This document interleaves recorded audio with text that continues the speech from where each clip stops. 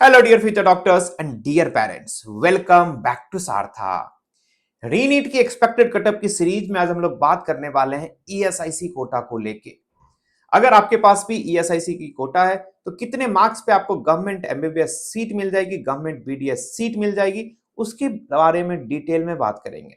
अभी तक हम लोग बात कर चुके हैं government MBBS BDS and AYUSH courses की क्या रह सकती है expected cutoff for all India quota. Detail में आपके सामने हर एक फैक्ट, हर एक डेटा को रखा था। उसी तरीके से आज ईएसआईसी के बारे में जानने वाले हैं। अगर आप सारथा के यूट्यूब चैनल पे नए हैं तो यूट्यूब चैनल को सब्सक्राइब करके रखिए, क्योंकि काउंसलिंग रिलेटेड जितनी भी अपडेट आने वाली है सारी आपको एक प्लेटफॉर्म पे मिलने वाली है। तो चलिए सबसे पहले देखते हैं कौन कौन से फैक्टर्स हैं जो कटअप को अफेक्ट करते हैं।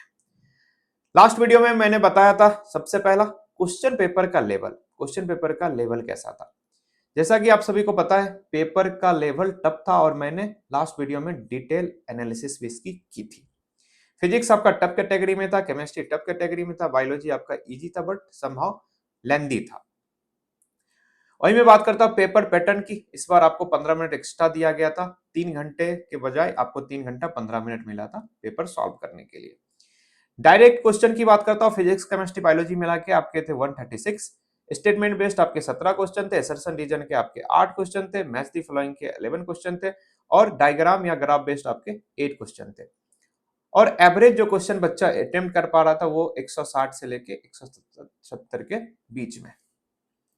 तीसरा नंबर ऑफ कैंडिडेट जो रीनीट 2026 में रजिस्टर्ड कैंडिडेट था 22,29,743 था। और मैं बात करता हूँ एपियर कैंडिडेट की 21,60,000 के आसपास एपियर कैंडिडेट रीनीट में माना जा रहा है। बट एनटीए लिखती है मोर देन 20 लाख, तो अप्रॉक्स 21.5 लाख के आसपास स्टूडेंट ने एपियर किया रीनीट में।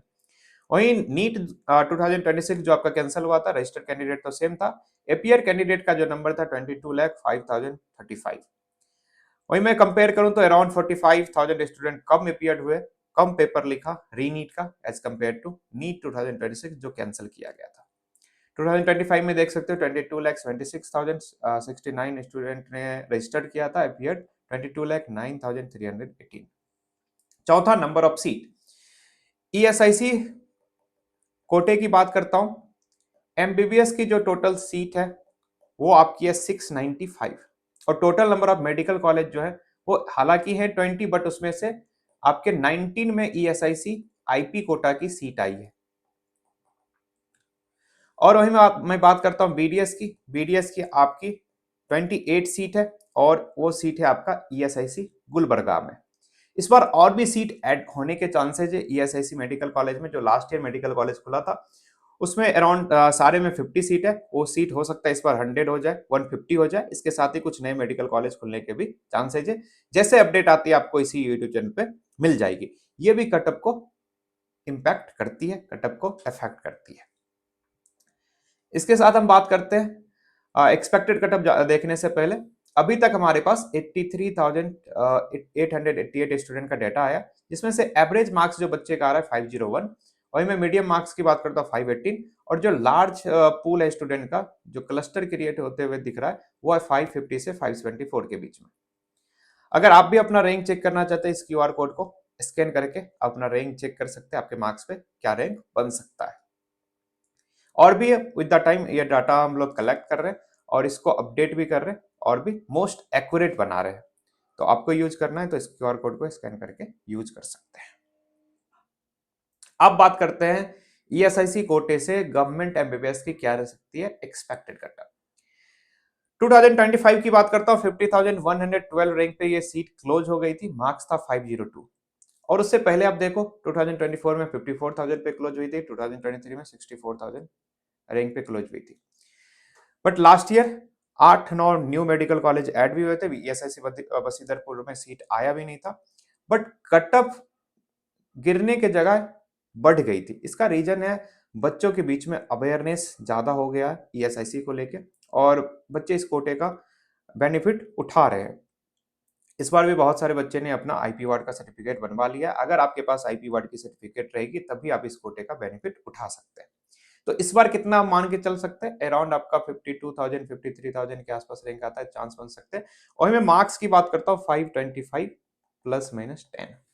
ईडब्ल्यूएस कैटेगरी की बात करता हूँ, लास्ट ईयर 56,491 रैंक पे क्लोज हुआ था, मार्क्स था 496। इस पर कितना मान के चल सकते हैं, अगर आपका रैंक 58,000 के आसपास भी आता है तो आपके चांस बन जाने चाहिए। वहीं मार्क्स की बात करता हूँ, आपका मार्क्स 520 +-10। ओबीसी कैटेगरी की बात करता हूँ, लास्ट ईयर 51,767 रैंक पे क्लोज हुई थी, मार्क्स था 500।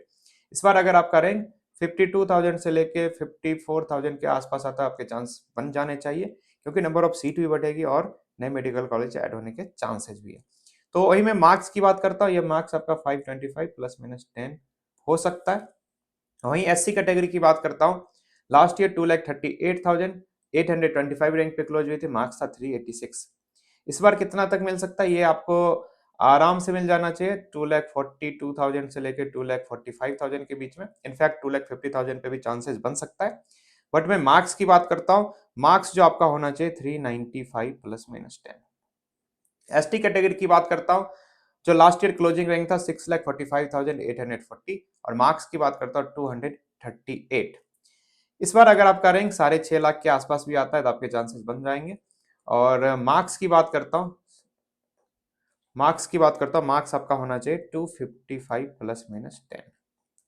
ये अभी तक हम लोग एक्सपेक्टेड मान के चल रहे, इतना मार्क्स पे आपको सीट मिल जाना चाहिए।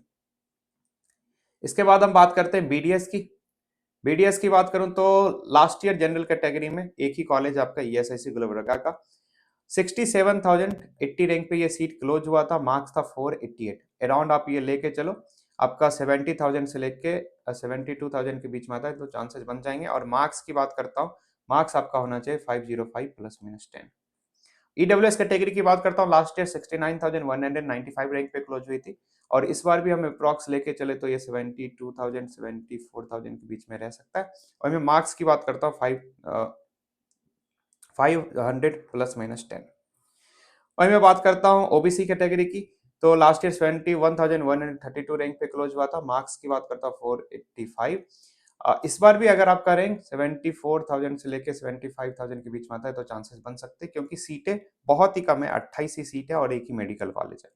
और मैं मार्क्स की बात करूं तो मार्क्स आपका 500 +-10 हो सकता है। वहीं बात करता हूँ एससी कैटेगरी की। एससी कैटेगरी में लास्ट ईयर 2,76,000 59 रैंक पे क्लोज हुआ था, मार्क्स था 368 और एक्सपेक्टेड इस बार कितना रैंक हो सकता है, 2,90,000 के आसपास ये कटअप क्लोज हो सकती है। और मैं मार्क्स की बात करूं तो मार्क्स आपका जो रहने वाला है 375 +-10। एसटी कैटेगरी की बात करता हूँ, लास्ट ईयर 7,68,641 रैंक पे क्लोज हुआ था, मार्क्स था 207। इस बार अराउंड आपका रैंक 7.5 लाख के आसपास आता है, 7,60,000 के आसपास आता है तो आपके चांसेस बन जाएंगे। डिपेंड करता है कितने स्टूडेंट इस सीट को लेके काउंसलिंग करवाते हैं। और मैं मार्क्स की बात करूं, अराउंड 7.5 लाख तक आपके चांसेस बनेंगे। वहीं मैं मार्क्स की बात करूं तो मार्क्स आपका 220 +-10। ये हम लोग अभी एक्सपेक्टेड कटअप मान के चल रहे हैं। जनरल में 505 +-10, ईडब्ल्यूएस में 500 +-10, ओबीसी में 500 +-10 और एससी में 375 +-10 और एसटी में 220 +-10।